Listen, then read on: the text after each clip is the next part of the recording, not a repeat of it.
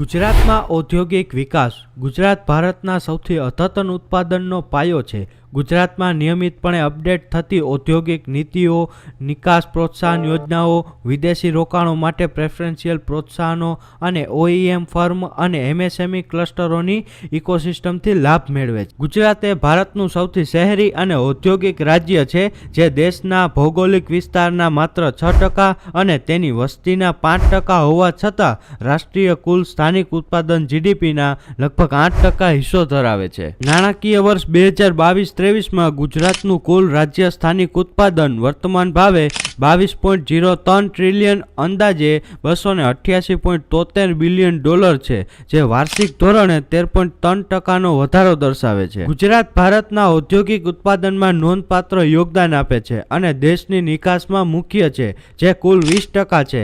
ગુજરાતના મુખ્ય સક્ષમ ઇન્ફ્રાસ્ટ્રક્ચરમાં તેના બંદરોનું નેટવર્ક છે, જે સામૂહિક રીતે ભારતના 40%થી વધુ કાર્ગોનું સંચાલન કરે છે. ગુજરાતના મુખ્ય ઉદ્યોગો. ગુજરાતના અર્થતંત્રમાં 13 મોટા ઉદ્યોગ જૂથોનું વર્ચસ્વ છે, જેમાં એગ્રો અને ફૂડ પ્રોસેસિંગ, ડેરી, કેમિકલ્સ અને પેટ્રોકેમિકલ્સ, ટેક્સટાઇલ અને એપરેલ, એન્જિનિયરિંગ અને auto, gems and jewellery, oil and gas, pharmaceutic અને biotechnology, IT, minerals, ports, power અને ટુરિઝમ છે. ગુજરાતે નાણાકીય વર્ષ 2021-22 દરમિયાન ફેબ્રુઆરી સુધી $101.33 બિલિયન ની નિકાસ કરી છે, જે પાછલા વર્ષના $54.24 બિલિયન કરતાં મોટો સુધારો છે, જે director general of commercial intelligence and સ્ટેટિસ્ટિક્સના ડેટા પ્રમાણે છે. ડાયરેક્ટર જનરલ ઓફ ફોરેન ટ્રેડના જણાવ્યા અનુસાર ગુજરાત માટે સૌથી વધુ નિકાસ કમાણી કરતી કોમોડિટીઝમાં પેટ્રોલિયમ, હીરા, સિરામિક, કોટન આયર્ન, વનસ્પતિ ચરબી,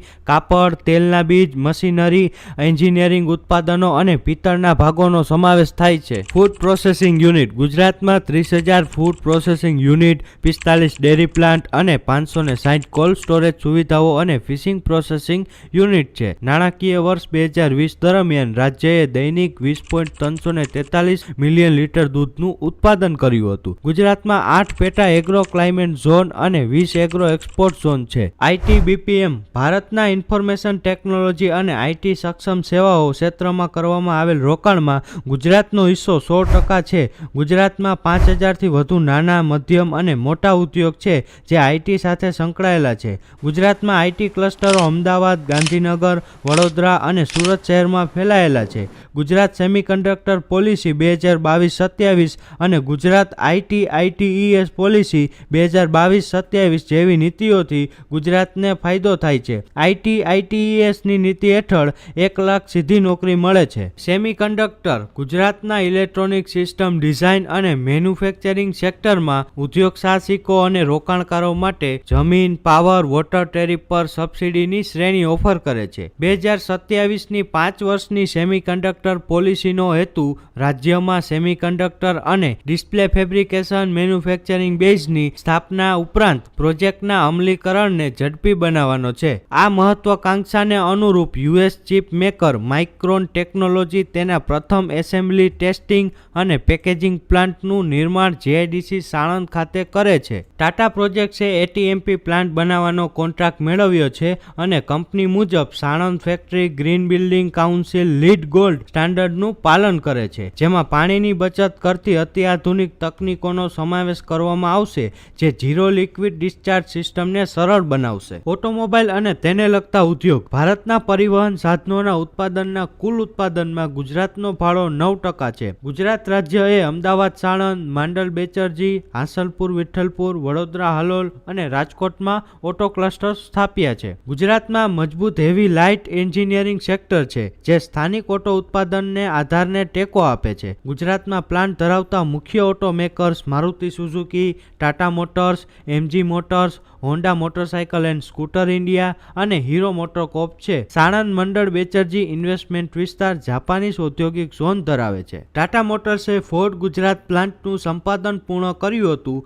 US કાર નિર્માતા ભારતીય બજારમાંથી બહાર નીકળ્યા પછી વર્ષે ઓગસ્ટ 2022માં આ સોદાની જાહેરાત કરવામાં આવી હતી.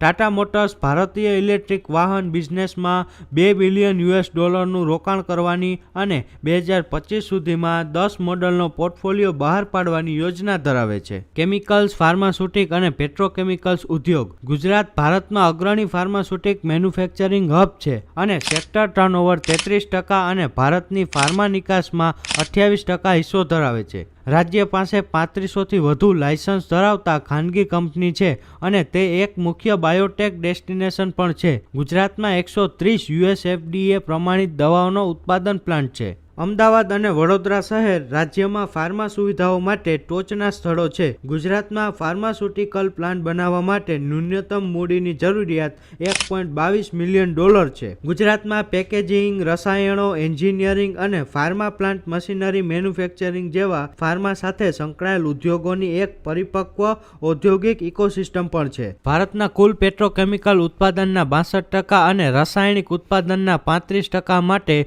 ગુજરાત જવાબદાર છે. દરિયાઈ ઉત્પાદનમાં ગુજરાત ભારતમાં 70% મીઠાનું ઉત્પાદન, 20% કોસ્ટિક સોડા અને 90% સોડા એશ ધરાવે છે. આ વિસ્તારોમાં ગુજરાતની ઔદ્યોગિક ક્ષમતાને વધુ વધારવા માટે રાજ્યએ ખંભાતના અખાત પાસે દહેજ, ભરૂચ ખાતે પેટ્રોલિયમ કેમિકલ્સ અને પેટ્રોકેમિકલ્સ ઇન્વેસ્ટમેન્ટ રિજન ની સ્થાપના કરી છે. ગુજરાત PCPIR 452.98 ચોરસ કિમી જમીન વિસ્તાર ધરાવે છે અને રેલ માર્ગ, સમુદ્ર અને હવાઈ જોડાણના સંદર્ભમાં મુખ્ય લોજિસ્ટિક ફાયદા ધરાવે છે. કાપડ ઉદ્યોગ. ભારતના કુલ કોટન ઉત્પાદનમાં ગુજરાતનો હિસ્સો 37% છે. રાજ્યમાં ઘણા ટેક્સટાઇલ ક્લસ્ટરો છે. ટેકનિકલ ટેક્સટાઇલ સેગમેન્ટમાં ગુજરાત મુખ્ય ફાળો આપનાર છે, જે આ ક્ષેત્રમાં ભારતના ઉત્પાદનમાં 25% યોગદાન આપે છે. હીરા ઉદ્યોગ. ભારત જ નહીં, દુનિયામાં હીરા ઉદ્યોગમાં ગુજરાતનો હિસ્સો 70% છે. મતલબ કે ગુજરાતમાં દુનિયાના 10 માંથી 9 હીરા પોલિશિંગ થાય છે. ગુજરાતનો નિકાસમાં હિસ્સો. ગુજરાત ઔદ્યોગિક નીતિ 2020 મુજબ